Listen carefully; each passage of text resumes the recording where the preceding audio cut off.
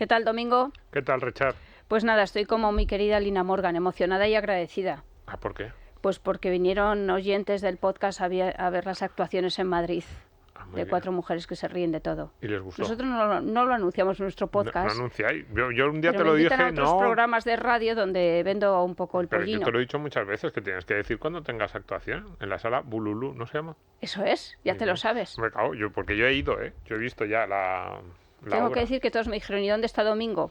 Digo, hombre, ha venido una vez. Hombre, ya sí. No le obligo a que venga a todas. No, una ya está bien. Y no es porque no me gustase, ¿Cómo sino que ya porque... está bien?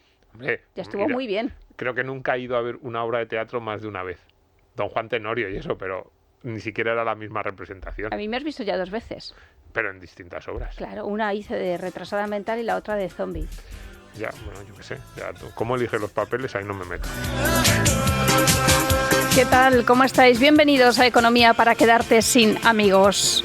Hoy hablamos de la cerveza y del pan, de la cebada y del trigo, del Wall Street, de los granos, de trabajos milenarios que operan con vehículos autónomos, el pasado y el futuro en tu mesa, el trigo y el seitán, 2 caras de la misma moneda.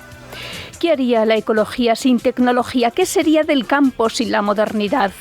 Mal que le pese a la Agenda Política 2030. Leí hace unos días que en Polonia se va a pagar a los agricultores para compensarles por la entrada masiva de cereal ucraniano en aquel país, que es más barato porque en la guerra hay cosas que hay que despachar con prisa. Nos hemos acostumbrado a estas cosas tan antinatura. Lo barato sale caro.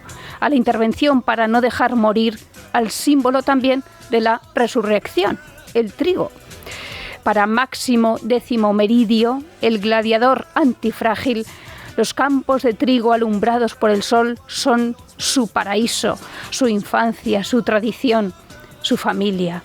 Es una escena que dice todo lo que tiene que decir. Hoy metemos las manos en la masa madre, en el cereal español, del cerdo al dorito.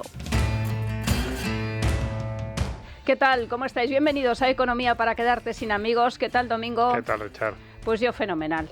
Muy bien. Hoy tengo claro a quién vamos a perder como amigos, a los celíacos. Es verdad. Pues no, porque a lo mejor les decimos que hay alternativas dentro del sector del que vamos a hablar, del cereal. Del cereal. Para ellos. Del Sí. trigo, sobre todo. No, bueno, el trigo no, pero a lo mejor otros cereales sí les sirven. Claro. Bueno, yo amo el cereal, porque amo la cerveza. Sí, a mí también me gusta.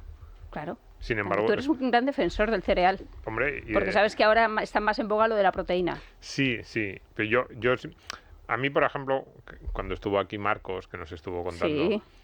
Marcos Vázquez, Sí. que nos estuvo contando las ventajas de esa dieta basada en la proteína y que expulsáramos un poco al cereal de nuestras vidas. Yo puedo estar de acuerdo en los argumentos médico-biológicos, pero el cereal es civilizatorio. O sea, hacer rosquillas con tu madre cuando en Semana Santa, eso forma parte de lo que somos, no podemos perderlo. Comer con pan es civilizatorio. Desde luego. Yo a mis hijos siempre, además, en eso soy súper estricto.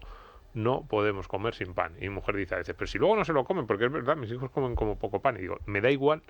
Tiene que estar en la mesa. Tiene que estar en la mesa, cada uno su trozo de pan. Y luego yo como mucho, porque a mí sí me gusta mucho el pan, pero es una cuestión de lo que somos.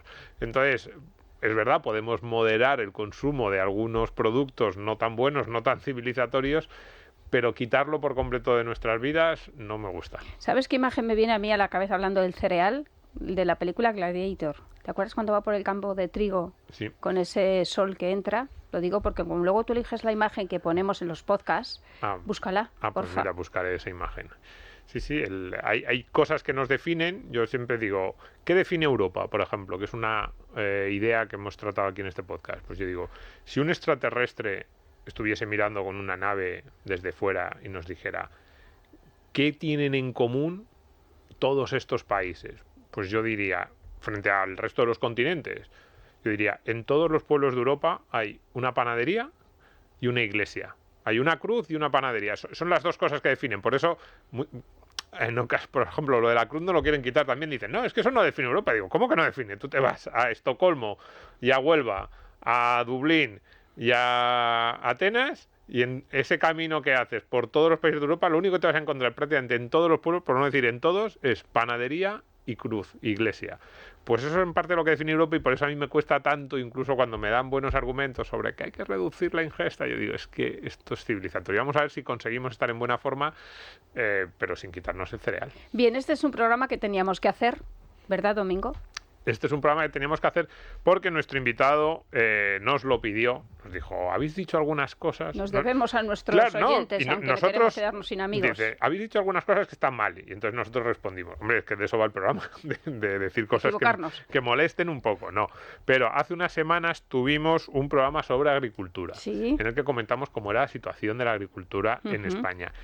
Y nuestro invitado de hoy, Iván Álvarez de Asegrain, al que ahora saludaremos, nos puso un correo, nos dijo, sobre el sector del cereal, habéis dicho 2 o 3 cosas que creo que podríamos matizar. Y yo dije, tenemos que hacer un programa sobre esto porque es el mercado más importante de la historia de la humanidad.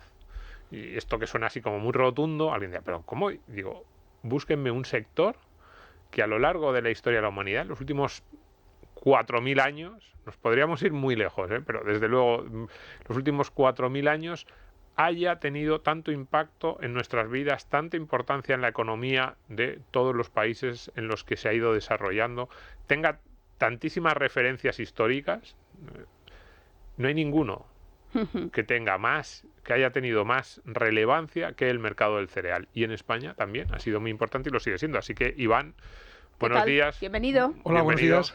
Ahora nos vas a matizar todo lo que tú quieras, Iván. Eso es. Pero antes cuéntanos tu historia. ¿Cuál es tu relación con el cereal? Bueno, yo para empezar, soy familia de agricultores por los 2 lados, por el lado de mi padre y de mi madre. Soy de la provincia de León, soy ingeniero agrónomo y luego pues además he trabajado, llevo casi 25 años en este sector. En septiembre del 99 empecé y en septiembre del 24, pues ahora 25 años.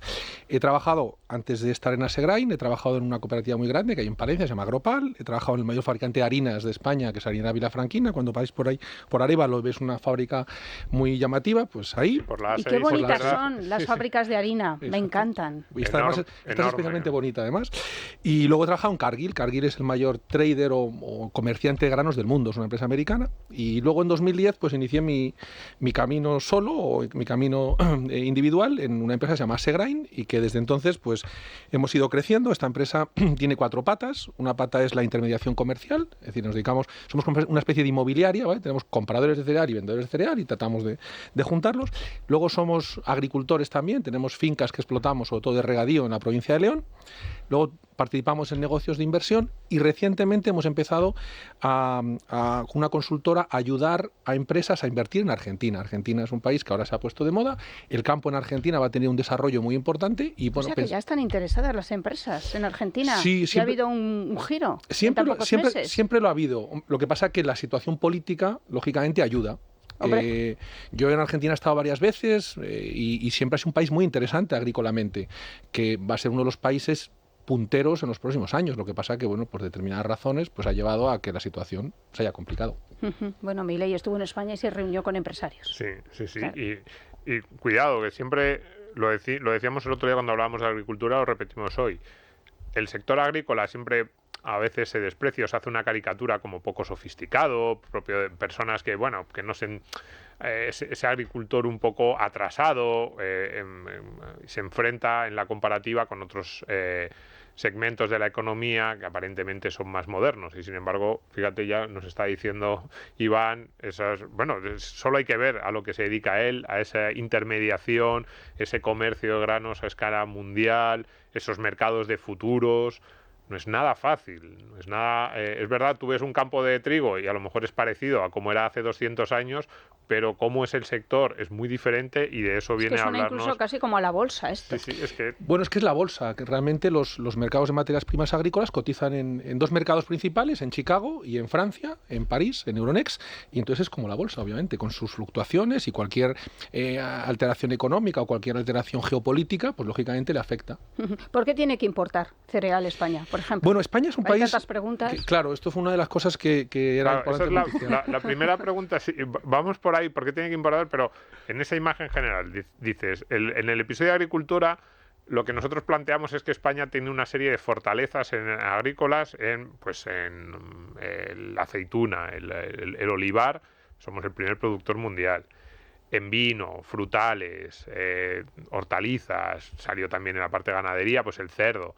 Y dijimos que en los cereales quizás España podía tener más complicaciones para competir, que pues los grandes países, Argentina, Ucrania, Estados Unidos, que tienen esas grandísimas extensiones, pues que a lo mejor no éramos capaces de ser competitivos. Y desde hace años ya. Y eso fue lo que Iván me escribió y me dijo, no es así del todo. Yo me dedico a esto y sé que sí que podemos ser competitivos. Entonces, vamos a empezar por ahí. ¿Podemos ser competitivos? ¿Podemos luchar contra esas grandes potencias del cereal? Bueno, hay que matizar cada una de estas potencias, obviamente como es, ¿no? El caso de Argentina, por ejemplo, que comentábamos, Argentina es un país que tiene un desarrollo todavía por delante, es decir, la agricultura, yo vengo de Argentina de hace unos días que he estado allí y todavía la agricultura argentina no tiene el desarrollo tecnológico que tiene la agricultura española o que tiene la agricultura americana, por ejemplo, porque la inversión en Argentina pues ha sido menor. Entonces Argentina es un país que crecerá mucho, pero todavía hoy no es el país que debería ser a nivel mundial. Alucinante, ¿eh? El caso de Ucrania, pues obviamente es un país en guerra, con lo cual Ucrania cuando termine la guerra, pues veremos cómo está, cómo queda y lo que tarda en reconstruirse. Claro, Estados Unidos es otro mundo, Estados Unidos es el paradigma de la tecnología. Si hay un sector, lo comentabas antes, Domingo, que a mí me llama la atención, es verdad, es decir, no se tiene la percepción de que la agricultura es tan tecnológica como lo es, pero probablemente es de los sectores más tecnológicos en el mundo. O sea, el vehículo autónomo, por ejemplo, que todavía no está tan desarrollado, en la agricultura prácticamente los tractores son autónomos. En los campos, a través de GPS, están geolocalizados y hacen los trabajos perfectos. Es decir, salen ellos solitos por la mañana y ya saben lo que tienen que hacer. Todavía tanto como eso a lo mejor no, porque si además tienes que utilizar vías públicas, pues claro, no puedes, pero lo que es dentro del propio campo, claro. Dentro del propio campo, ellos hacen el trabajo de una manera bastante, es decir, la persona que está allí pues está supervisando, pero entonces ya no solo eso, ¿no? A efectos de previsiones de lluvias, nosotros por ejemplo tenemos campos de cultivo de riego que en función del satélite, la detección que da de la humedad de la planta o la humedad que tiene la hoja, activa riego o no activa, o sea, esto es algo tremendo, ¿no? Entonces, la tecnología, tampoco es por entrar mucho en detalle, pero la tecnología que hay en el mundo agrícola es impresionante, a muchísimos niveles, a niveles de, por ejemplo, optimización del agua. Es increíble la optimización que hay del agua. Esto ya no es el riego que había hace no sé cuántos años, ¿no? Hoy en día cada litro de agua se aprovecha y es súper eficiente, o somos súper eficientes en el campo pues con el agua, ya sea de unos cultivos más intensivos como los invernaderos en Almería o sur de Granada, o como sea el cultivo, por ejemplo, de maíz en la provincia de León, ¿no? Es decir, todo ha cambiado mucho, está cambiando mucho y esto es importante. Entonces, ¿España es un país rentable? Sí, es un país rentable. ¿Por qué? Porque tenemos varias ventajas. Yo siempre digo que los agricultores españoles, en el caso del cereal o los productores de cereal, son afortunados. Porque primero, tienen su cosecha vendida. Es decir, cualquiera que monta un negocio pues siempre quiere tener asegurado lo que... Y segundo, su precio es un 20, un 30% más caro que sus colegas europeos. Ya no hablo de los argentinos o brasileños. Yo estuve en Brasil en el mes de octubre y el cereal es bastante más barato de la mitad en España, porque tiene unos costes de transporte. Entonces, España es un país consumidor. Aquí el desarrollo ganadero, el desarrollo alimenticio de empresas, por ejemplo, como Harina Vilafranquina, etcétera, pues al final lleva a que España somos un país deficitario y por tanto tenemos que importar. Y el precio del cereal español se fija en función del coste del cereal extranjero, que llega con unos costes de transporte muy importantes o muy costosos. Entonces, los agricultores reciben un precio por su cereal mayor y después esa tecnología pues hace que podamos producir, por ejemplo, los cultivos de regadío. Nosotros en León estamos produciendo casi el doble que un agricultor americano en Estados Unidos de maíz. Es verdad que el agricultor americano es secano, lo que llueve, y nosotros lo hacemos con agua, pero somos muy eficientes con el agua y por tanto eso nos hace... Casi el doble. Casi el doble. Es primera intuición alucinante. Que uno probablemente diría, pensaría que es lo contrario. Si yo me imagino el clásico campo de estos de maíz o de trigo en Iowa que se ven en las películas, que dices, esto es eterno. Pueden poner ahí el tractor y el tractor se pone en marcha él solo, como tú decías, que además ya van automatizados, y dices 500 kilómetros para un lado y 500 de vuelta. Y dices, en España no hay esas extensiones, con lo cual vamos a pensar que no podemos competir en eficiencia con esos grandes campos. Sin embargo, nos dices que un agricultor español puede estar produciendo casi el doble, pues por ejemplo, con un cambio, ellos lo hacen secano y nosotros regadío. Exacto, esa es la realidad. O sea, nosotros, como te decía, somos muy eficientes en la utilización. Antes el maíz, pues se abría ahí una compuerta en la finca, entraba el agua, el campo estaba inundado, es decir, era todo muy poco eficiente. Hoy en día no, hoy en día con estos sistemas de teledetección se optimiza el agua, se riega cuando se necesita, se le aplica a la planta para no estresarla cantidades pequeñitas de agua para que siempre esté húmeda y lógicamente esto determina unas producciones pues que prácticamente desde que yo empecé a trabajar hace 25 años a hoy se ha duplicado la producción por hectárea en España. Claro, esto es muy importante. Madre mía. Entonces, claro, todo esto nos hace pensar, pues eso, que el campo español es rentable. Luego tenemos los campos de cereales, de trigos, de cebadas, de centenos, que vemos cuando vamos por ahí. España es un país muy diverso. Tenemos desde las zonas más secas, a lo mejor en el sur, en la zona de Monegros, en Aragón, a las zonas más productivas en norte de Palencia, en Burgos, en la zona de País Vasco, que son unas producciones muy altas, o sea, no son producciones menores que a lo mejor otros vecinos nuestros europeos. Y como decía, con unos agricultores muy profesionales y unos agricultores que consiguen unos rendimientos muy buenos. Obviamente, cuando a veces hay sequía, pues obviamente pues se baja la producción, pero en general es un sector muy tecnificado.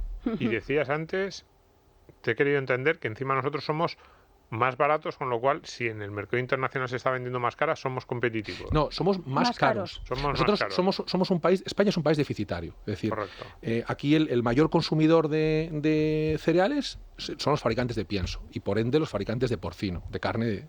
Yo tengo un cliente que dice que igual que somos un país muy apto para los turistas, somos muy apto para los cerdos. Entonces, porque tenemos un clima muy adecuado, una tecnología además que en España las empresas productoras de cerdos han desarrollado una tecnología muy, muy eficiente.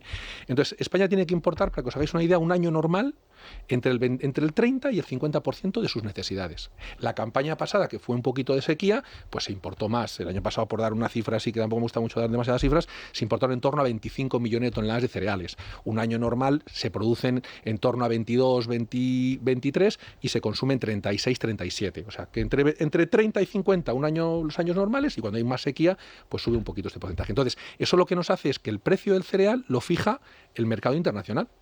Y entonces el agricultor español lo que hace es competir con ese mercado internacional para que los precios sean similares. Es decir, al final el cereal es una commodity. Y entonces cuando una fábrica compra cereal, pues lo que hace es comprar lo más barato. Y lo compra más barato en función de lo que cuesta en el puerto o lo que cuesta en el mercado nacional.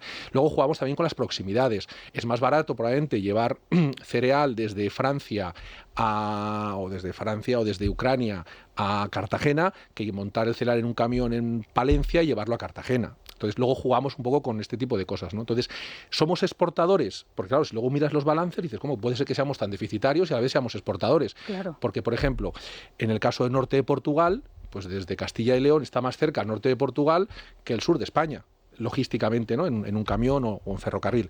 Y luego hay algunos productos específicos, como puede ser, por ejemplo, el trigo duro.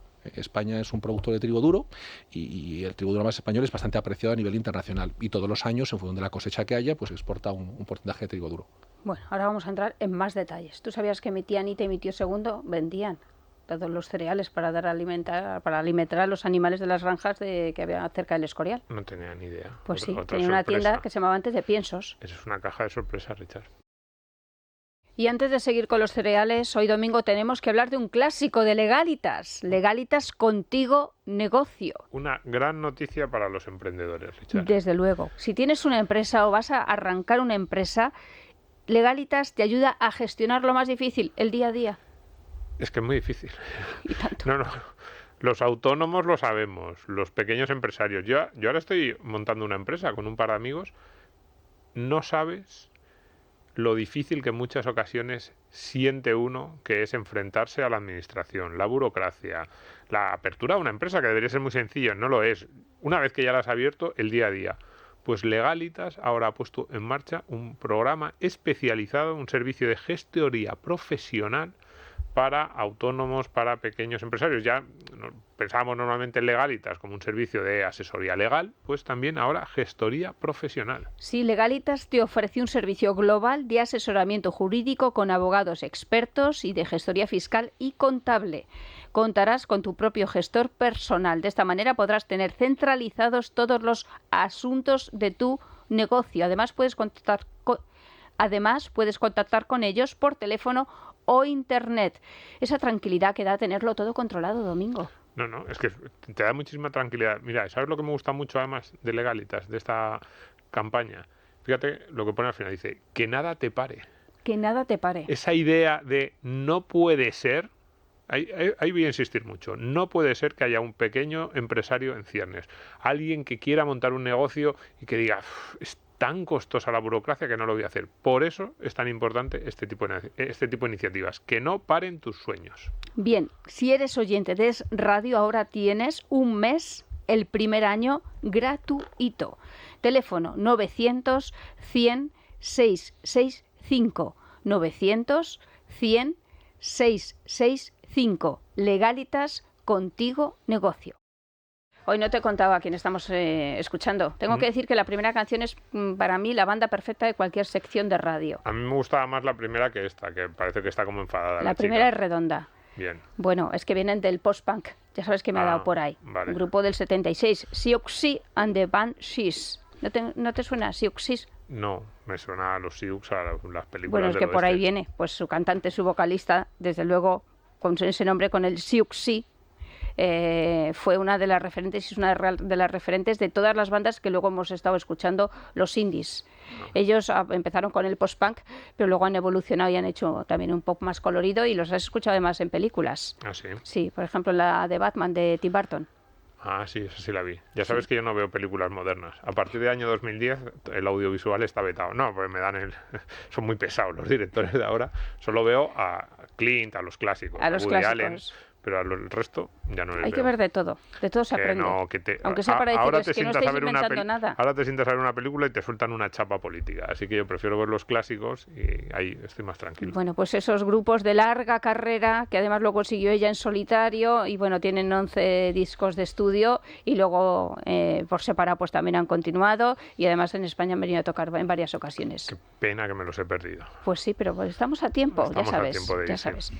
Bueno, pues estábamos hablando que quizá la pasta que tú te compras, los tortellini esos, ¿no? Sobre todo los buenos. Con la banderita esa italiana Eso. que tienes, que pagas una pasta por la pasta fina, nunca mejor dicho, pues a lo mejor es con trigo español.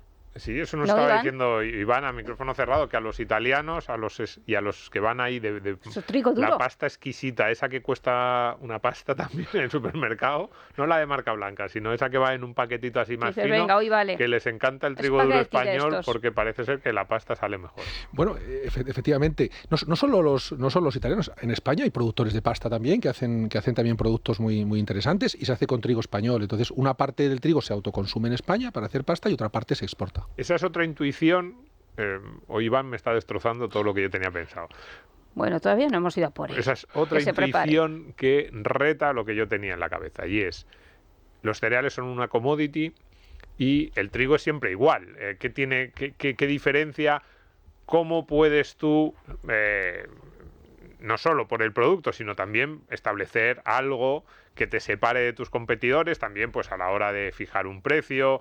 Esto es algo que yo a mis alumnos, cuando damos clase, siempre les digo lo mismo. Oye, tienes que conseguir, mis alumnos casi todos ellos están estudiando empresariales, y yo les digo, tienes que conseguir tener un producto diferente del de al lado, que te permita fijar precios, que te permita capturar un poco al cliente, que te permita establecer tú las condiciones, y que quieres subir los precios, tu cliente te sigue porque eres suficientemente diferente al resto. Con los cereales la sensación es que no, que es como una commodity, que estás un poco al albur, en manos de otros, de los precios que marquen los mercados internacionales, que tú tienes poca capacidad de maniobra. Sin embargo, tú nos dices que no, que en España tenemos algunos productos también en el sector del cereal que se diferencian y que la gente los quiere porque son de más calidad o tienen unas características que no tienen otros cereales de fuera de España. Efectivamente, por un lado, la gran mayoría de los cereales que se producen son una commodity, que lo que hace es cumplir un estándar de calidad mínimo, en unas condiciones de humedad, es decir, una serie de parámetros técnicos. Pero luego hay algunos productos, en España, por ejemplo, los cereales ecológicos. España exporta cereales ecológicos a Europa, por ejemplo. Es una cosa curiosa, ¿no? Son cantidades pequeñas y de nicho, muy de nicho de mercado. Para que sean ecológicos, ¿qué tienen que tener? Para que sea ecológico tiene que tener una certificación. Y además tiene que cumplir una serie de parámetros, ¿no? Por ejemplo, no utilizar fertilizantes químicos, no utilizar fitosanitarios. Bueno, hay un protocolo de trabajo. Mucho más coste, supongo. Claro, lógicamente tienen más coste, sobre todo porque la producción es menor. Al final, entonces esto lo que hace al final es que el rendimiento por hectárea suele ser menor. Bueno, pues son productos muy de nicho.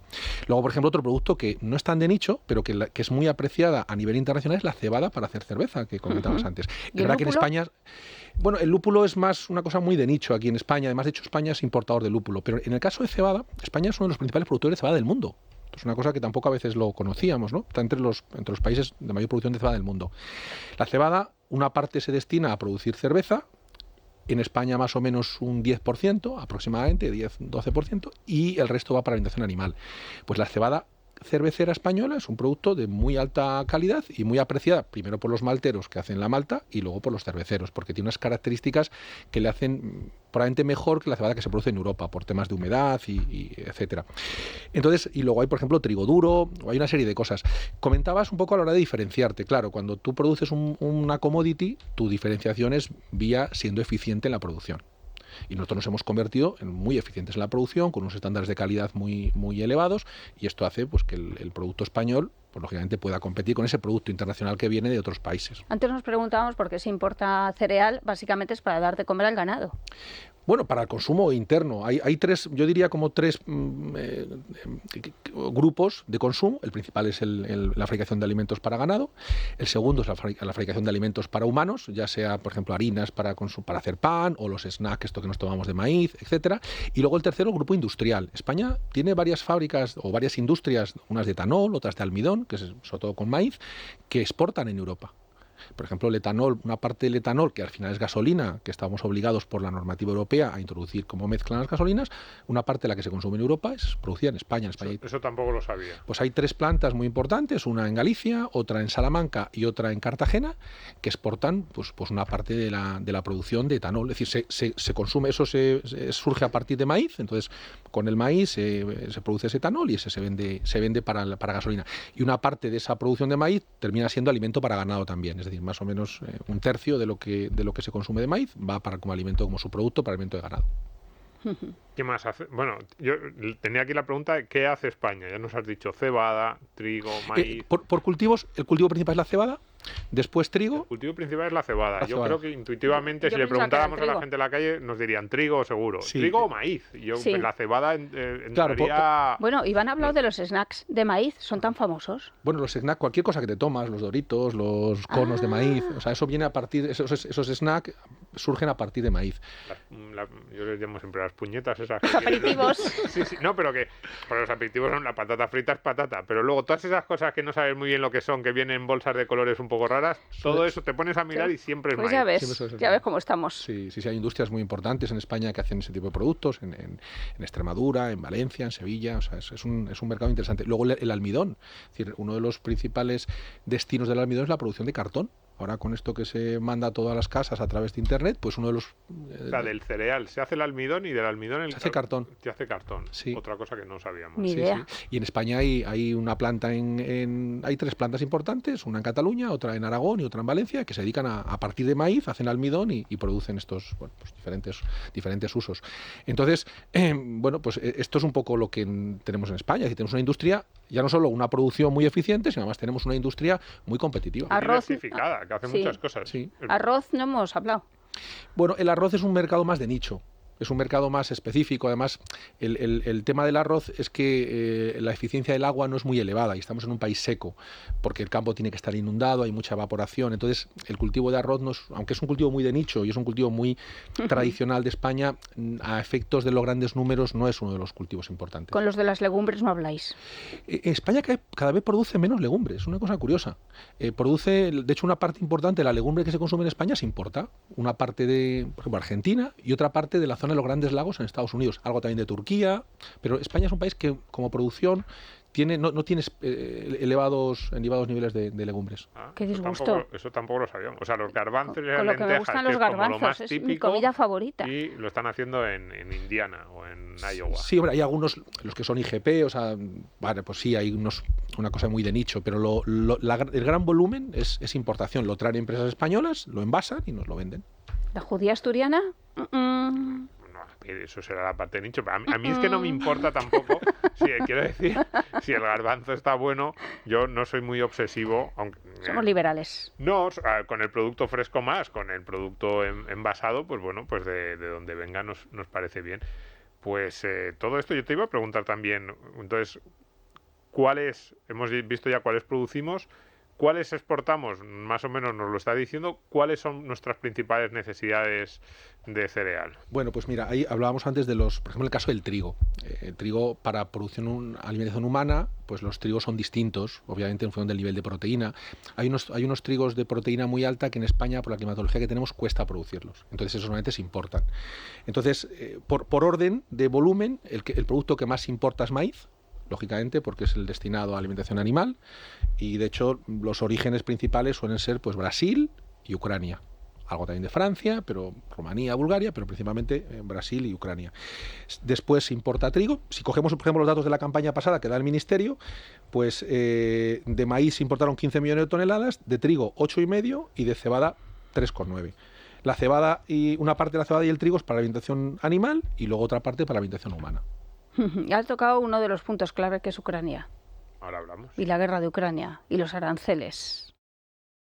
Bueno, Domingo tiene un problema con un tal sarraceno. ¿Qué te ha hecho a ti el sarraceno? Es que antes de entrar, hay los temas que a mí sensibles... me suena como a Semana Santa, tengo que decirlo. Los temas sensibles hay que afrontarlos cuanto antes, Richard.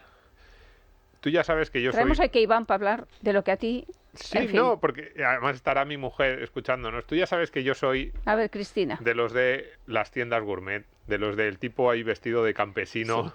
Sí. Pijín, así con un sombrero de paja, y a mí me lo vende todo. Me da igual, pero el tío va así con un peto y un sombrero de paja y me vende lo que sea al precio que sea.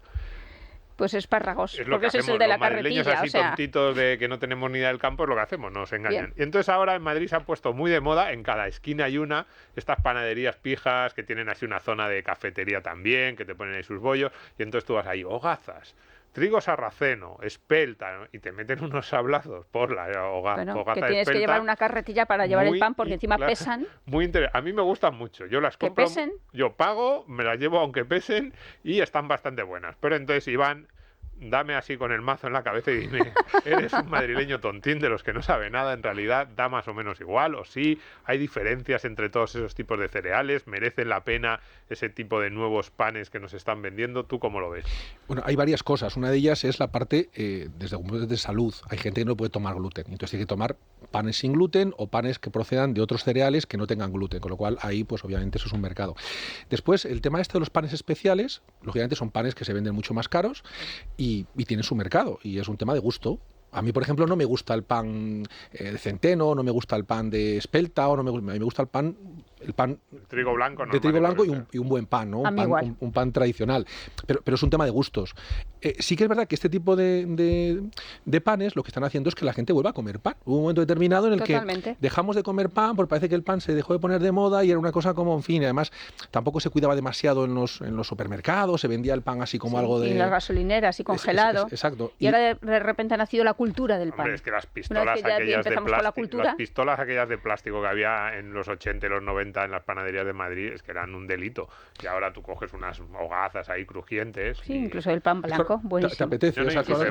Yo, centeno menos, reconozco que espelta y pan blanco normal, esos me gustan mucho. Con una miga esponjosa. Sí.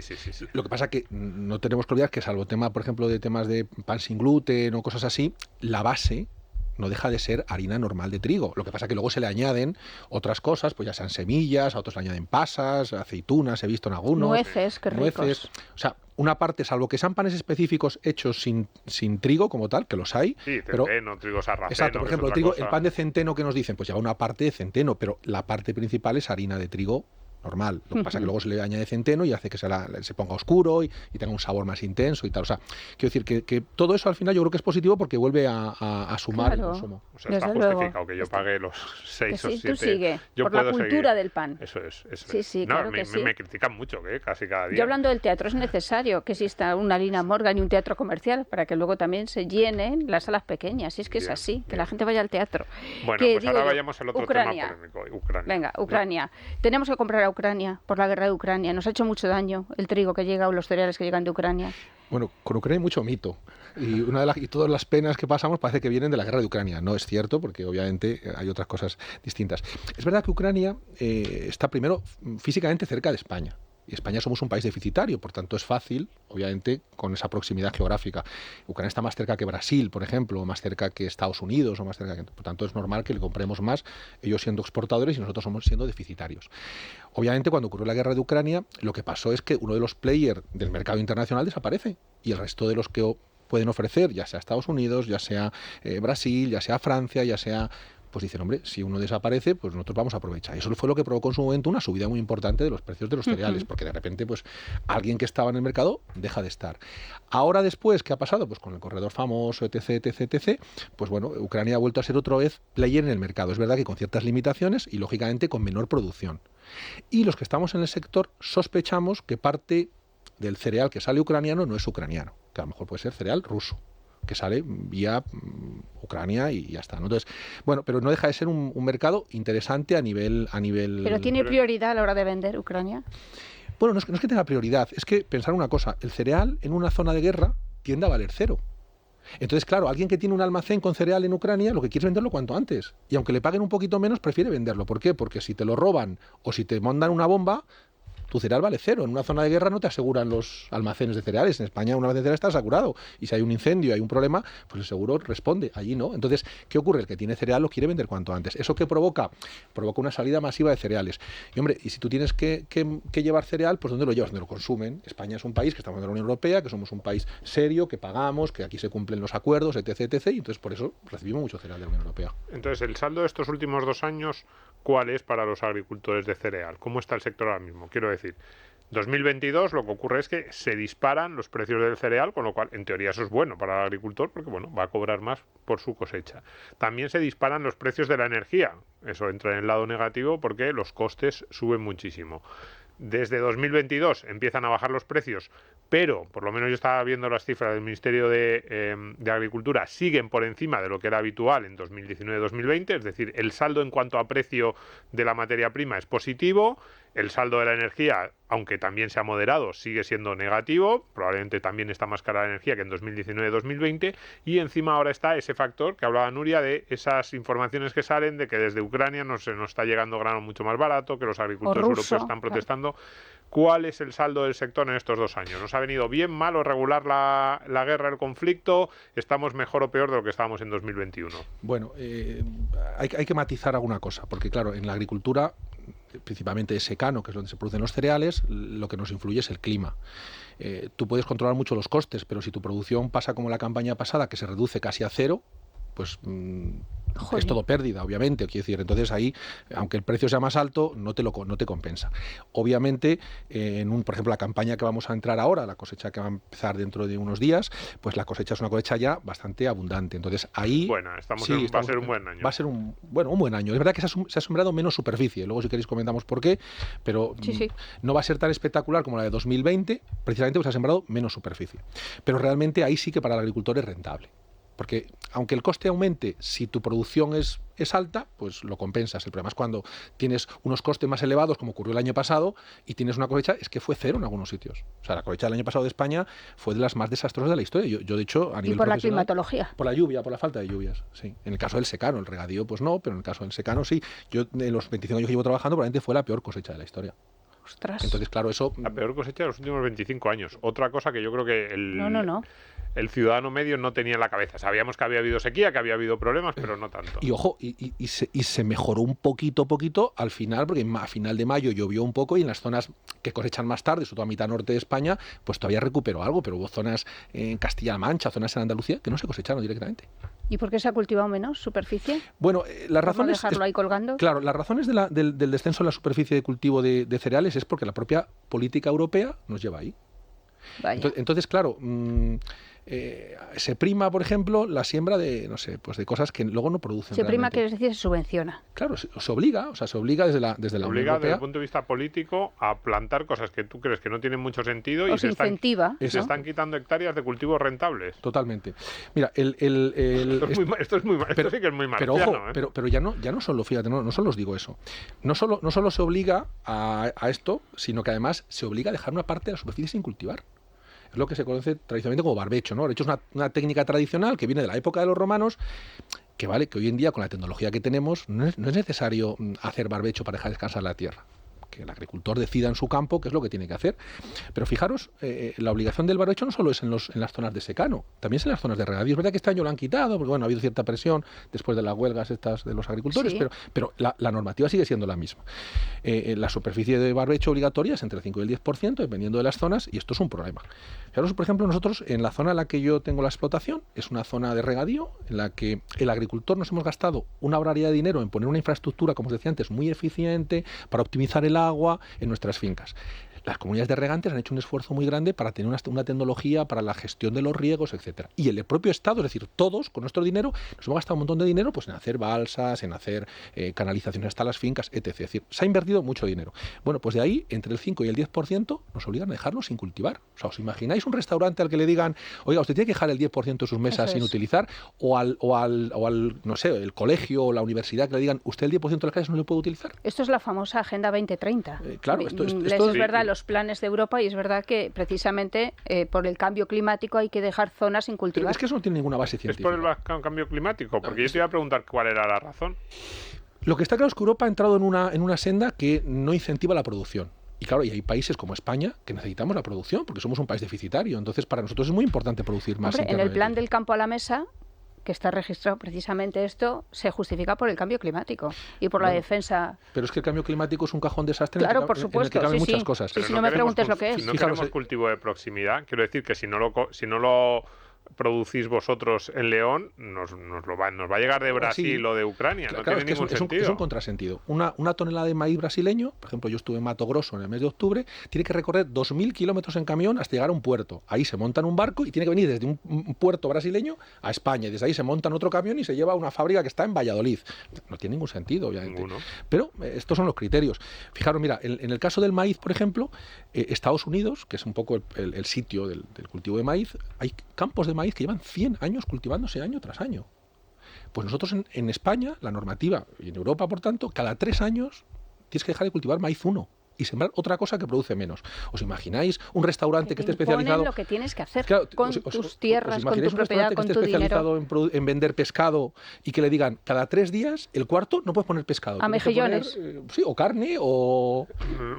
Es que es de locos, ¿no? Bueno, pues esto es lo que está ocurriendo con Oye, y en ese sector que hemos dicho antes, que es mucho más tecnológico de lo que siempre pensamos, eso genera una disrupción brutal, porque a lo mejor tienes una máquina cosechadora que está preparada para el maíz y tienes que comprarte otra máquina o hacer ajustes. Claro, cuando hayas hecho toda la inversión. Pero que técnicamente no hay ninguna explicación, quiero decir, porque como os digo, en Estados Unidos hay fincas que llevan 100 años cultivándose con maíz.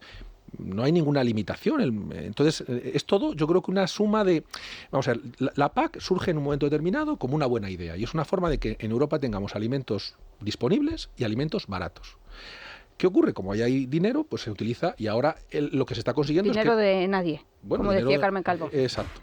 Pero ahora lo que estamos consiguiendo es lo contrario, es que estemos teniendo menos disponibilidad y alimentos más caros. Entonces, claro, no tiene mucho sentido, ¿no? Pon a estos majetes, Richard, que ahora nos tenemos que meter con esto de la PAC, porque esto es muy fuerte. Sí, nos vamos a poner como los Sioux. A ver, Domingo, qué desesperación. La PAC. Estas PAC, políticas es que te desesperan. Por una parte suena desde Madrid a subvención, ayuda, es que sin ese dinero que nos estamos gastando no podrían competir los agricultores y sin embargo en el momento en que hablas con alguien del campo te dice sí, la PAC está bien, claro, con la mano derecha es verdad que a veces nos ayuda, no nos toca una subvención, pero con la mano izquierda nos están poniendo una regulación tan absurda como esta que nos contaba Iván de que te obligan a dejar de cultivar parte de tu terreno por una cuestión pues bastante caprichosa o política. Entonces, el saldo final es bueno o malo. ¿Qué implica la PAC? ¿Habría que deshacerla por completo? ¿Habría que...? Sí, el campo puede vivir sin la subvención de la PAC.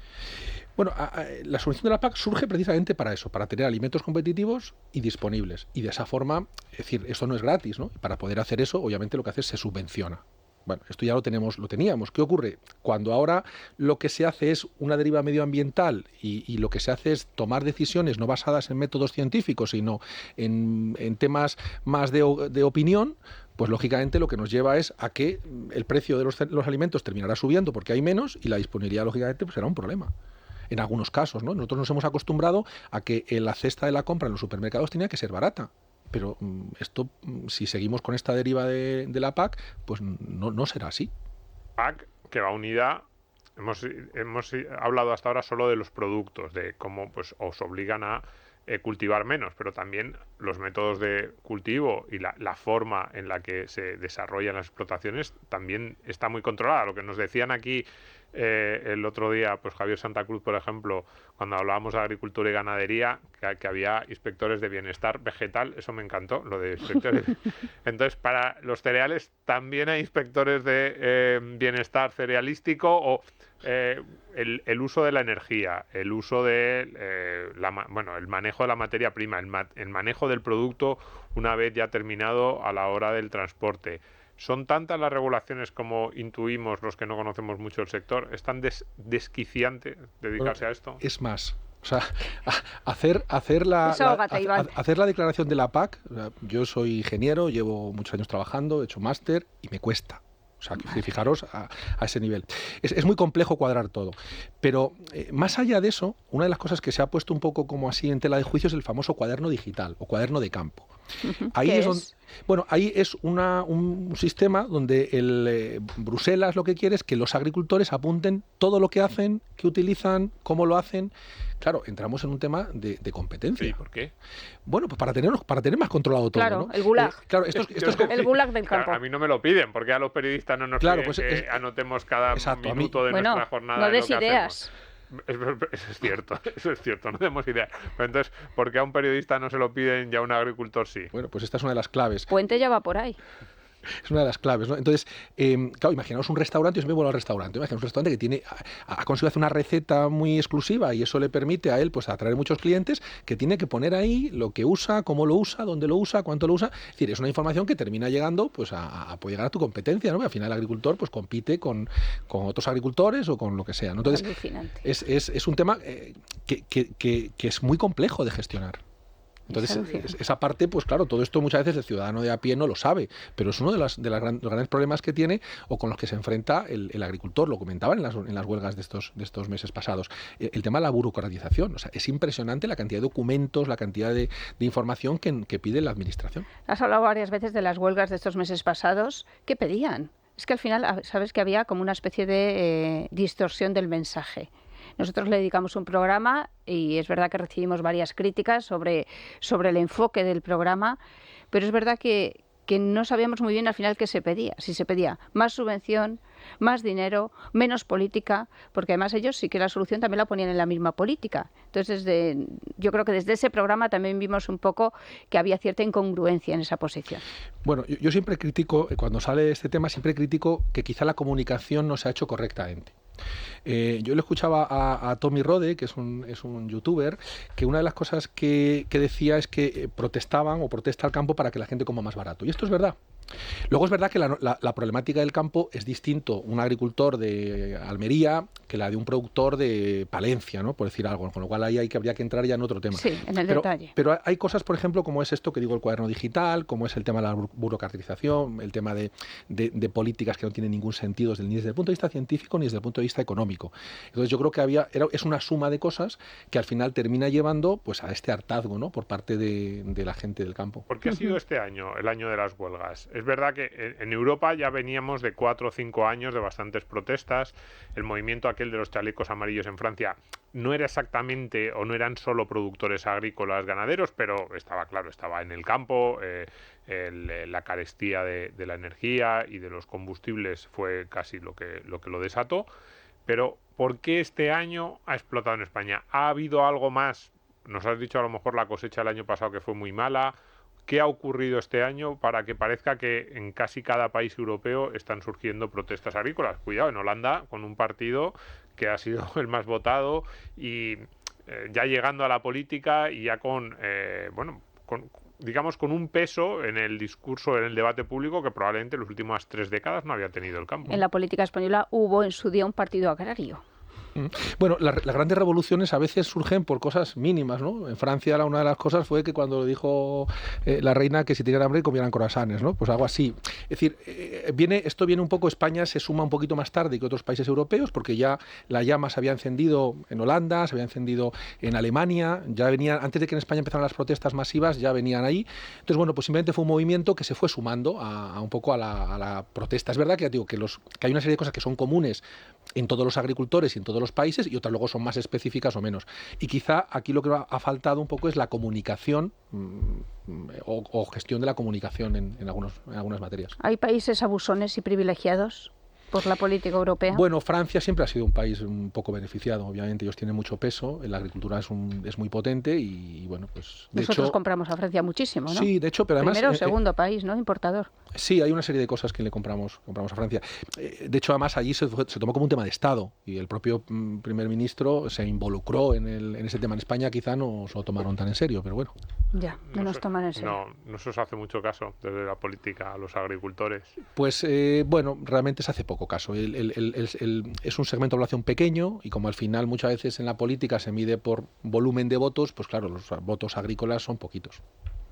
Y con las grandes superficies, ¿cuál es la relación? Con las grandes superficies... ¿Intervienen en los precios, no intervienen? ¿O vosotros no...? Esa idea de que os compran, de que el precio en origen es muy muy bajo porque las grandes superficies o los grandes players del sector aprietan mucho a los agricultores y luego sin embargo el precio final es muchísimo más alto. Bueno, yo creo que estamos en un país libre y cada uno pues puede hacerse una gran superficie. Quiero decir, si alguien considera que sus productos los puede vender más caros y monta una tienda en el mercado de San Miguel en Madrid, porque ahí el precio es más alto, pues eso lo puede hacer. En cualquiera de los casos, en nuestro sector, el sector de los cereales, que es el que yo conozco, toda la cadena es muy muy eficiente. O sea, os sorprendería si hiciéramos un escandallo de los costes y los márgenes que aplica las partes de la cadena, lo eficientes que son todos los eslabones. Es decir, los comerciantes son súper eficientes, son empresas que manejan volúmenes de cereal muy grandes con muy poquito coste, para aplicarle muy poco coste al agricultor, a su vez se traslada los costes de transporte, a su vez las fábricas que producen harina o que producen pienso, y luego a la gente que produce carne, la gente que produce galletas. O sea, en nuestro sector es muy eficiente. Y eso la prueba es que tú vas al supermercado y puedes comprar un paquete de pasta muy barato, o puedes comprar un kilo de galletas muy barato. Y eso es porque toda la cadena es muy eficiente. Hoy las galletas, qué ricas. Otra cosa que no podemos comer, Richard. Gullón, qué ricas están. Una gran marca. Yo lo digo por si nos quieren enviar ahí unas galletitas. De fibra o sin fibra, con pasas o sin pasas, lo que sea.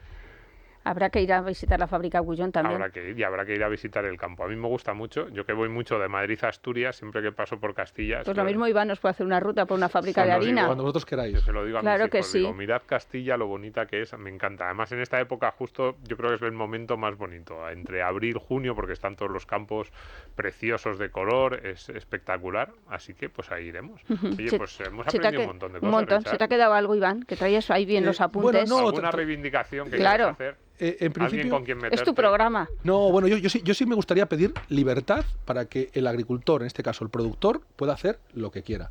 Yo cuando a veces los sindicatos piden más legislación y piden más normativa, yo digo que es un error. O sea, creo que hay que dejar libertad. Cuanta más libertad hay, el agricultor que es más eficiente y es más profesional, pues tiene que tener una ventaja contra el que es menos eficiente, menos profesional, como en cualquier mercado. Entonces, cuanta más legislación y más normativa le pidamos a la administración, luego la administración más nos va a pedir. Esto nos la va a realidad devolver.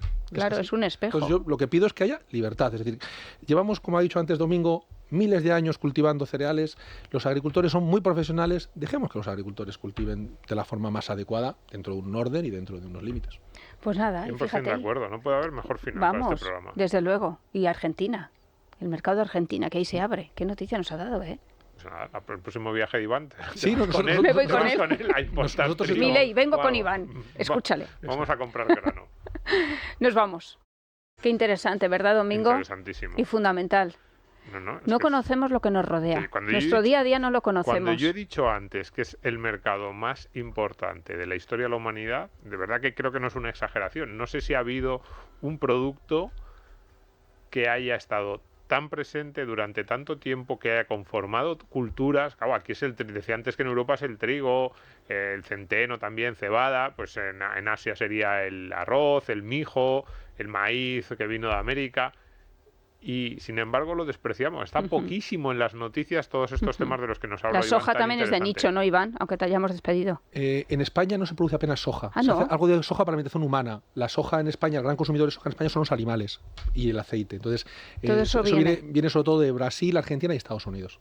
Bueno, pues te volvemos a despedir, Iván. Otra cosa seguir. que no sabíamos. No, pues eso, que es muy importante, que nadie le presta atención, así que nosotros sí que lo hacemos aquí. Claro que sí, para eso está Economía para quedarte sin amigos. Exacto. Pues nada, que os recordamos que estamos también en el radio todos los domingos a las 12 de la noche, ¿verdad? Eso es. Muy bien, pues nada, que lo pases muy bien, Domingo. Igualmente, Richard. De momento no tengo actuaciones a la vista. Pues nada, pues entonces no podré ir a ¿Has verte. escuchado mi sección con llamas? No te equivoques. Yo voy a seguir, sí, la he escuchado. ¿Qué sorpresa me das? Yo voy a seguir comprando mis hogazas de pijas, porque he decidido que hay que apoyar el sector cerealístico. Es verdad que vas a un buen restaurante, una buena comida, como no está acompañado con un buen pan, Te destroza todo. El pan es absolutamente. fundamental. Y Y ahora últimamente, se está haciendo buen pan. También hay que reivindicar que se está haciendo muy buen pan, hay que consumirlo. eso de mojar, Hombre, madre mía, las almejas, la salsita de las almejas. ahí. Y me dice, vosotros comeros las almejas, que yo mojo pan. Pues nada, que gracias a todos, que un abrazo enorme a repartir.